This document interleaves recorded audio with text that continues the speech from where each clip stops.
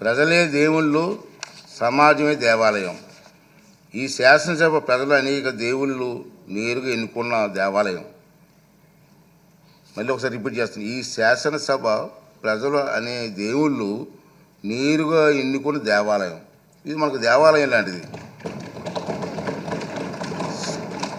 స్పీకర్గా నా బాధ్యత ఈ దేవాలయానికి నేను పూజారిగా పనిచేస్తున్నాను మాత్రమే. అంతే కదండి. దేవుడు తిరస్కరించిన వరాన్ని పూజారి నుండి ఆశించడం ఎంత తప్పు కదండి. దేవుడి నిర్ణయం 11 మంది ఇచ్చాడు. నన్ను ఏం చేస్తాను? పూజారికి నేను ఏం చేయగలను?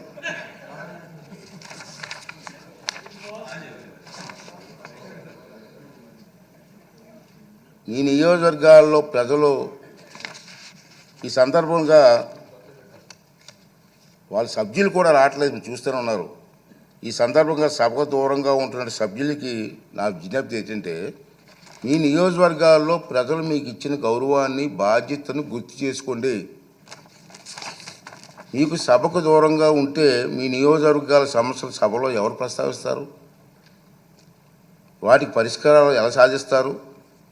ఈ బాధ్యతను గుర్తించి మిమ్మల్ని నమ్ముకున్న మీ ప్రజల గొంతు వినిపించడానికి సభకు హాజరు కావాలని, రాజ్యాంగం మీకు అప్పగించిన బాధ్యతను సమర్థవంతంగా నిర్వహించాలని విజ్ఞప్తి చేస్తున్నాను. నమస్కారం. ఈ రూలింగ్ తాలూకు ఇంగ్లీష్ కాపీని కూడా సభ రికార్డులో భాగంగా ఉంటుందని చెప్పి సందర్భంగా మనం చేస్తూ మీ అందరి దగ్గర సెలవు తీసుకున్నానండి. ఈ రూలింగ్ ఇవ్వాలనే ఉద్దేశంతో దీన్ని తెర వేయాలి. ఎక్కడో తెర వేయకపోతే పబ్లిక్ అందరికి తెలియాలా. అందుకే సామాన్యులకు అర్థమయ్యే విధంగా చెప్పాలనే ఉద్దేశంతో నేను ఈ టైం తీసుకోవడం జరిగిందని చెప్పి. ఈ నిబంధనలు, సాంప్రదాయాలు ఉదాహరణలో జగన్మోహన్ రెడ్డికి తెలియదని చాలామంది అనుకుంటున్నారు. కానీ తప్పు. తెలుసు. ఎందుకంటే 2019 జూన్ 13న ముఖ్యమంత్రి హోదాలో ఆయన ఇదే సభలో ప్రసంగిస్తూ చెప్పిన మాటలు మనందరం గుర్తు చేసుకోవాల్సిన అవసరం ఉంది. చంద్రబాబు నాయుడు గారికి 23 మంది శాసనసభ్యులు ఉన్నారు. ఒక 5 కానీ లాగేస్తే ఆయనకి 18 మంది కూడా ఉండరేమో. ఈ హోదా 17 మంది ఉంటారు.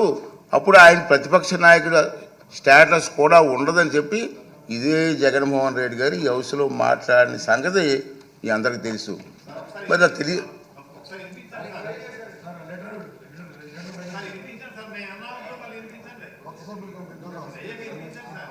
అదే చెప్తాం కదా.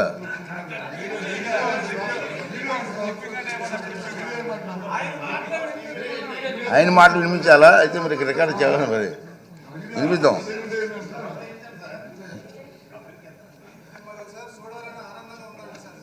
అతనే చెప్పారు నీకు హోదా పోయేదానికి అవకాశాలు ఉన్నాయి.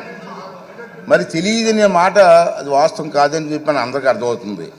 ప్రతిపక్ష నాయకుడిగా గుర్తింపు పొందాలంటే సభలో కనీసం 10% సంఖ్యాబలం ఉండాలన్నది నిబంధన గురించి ఆయనకి స్పష్టంగా తెలుసునని సభాముఖంగా ఆయన చెప్పిన ప్రసంగం రుజువు చేస్తుంది.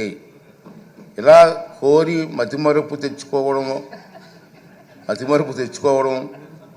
మాజీ ముఖ్యమంత్రిగా, మాజీ ప్రతిపక్ష నాయకుడిగా ఆయన హోదాకు తగిన కాదని నా అభిప్రాయం.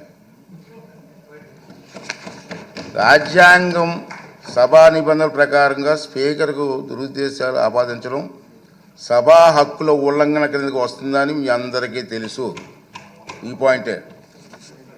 అయినప్పటికీ వైఎస్ జగన్మోహన్ రెడ్డి ఇప్పటి వరకు సాధించిన దుష్ప్రచారాన్ని సంధి ప్రేలాపనలు అంటాను నేను. మా సైడ్ సంధి ప్రేలాపనలు అంటారండి. సంధి ప్రేలాపనలను పరిగణలోకి ప్రేలాపనలుగా పరిగణించి క్షమిస్తున్నాను. సభాపతి హోదాలో క్షమిస్తున్నాను. ఈ ధోరణి ఇలాగే కొనసాగిస్తే భవిష్యత్తులో ఎలాంటి చర్యలు తీసుకోవాలనేది ఈ సభలోని సభ్యుల సమిష్టి విజ్ఞతకు వదిలేస్తున్నాను.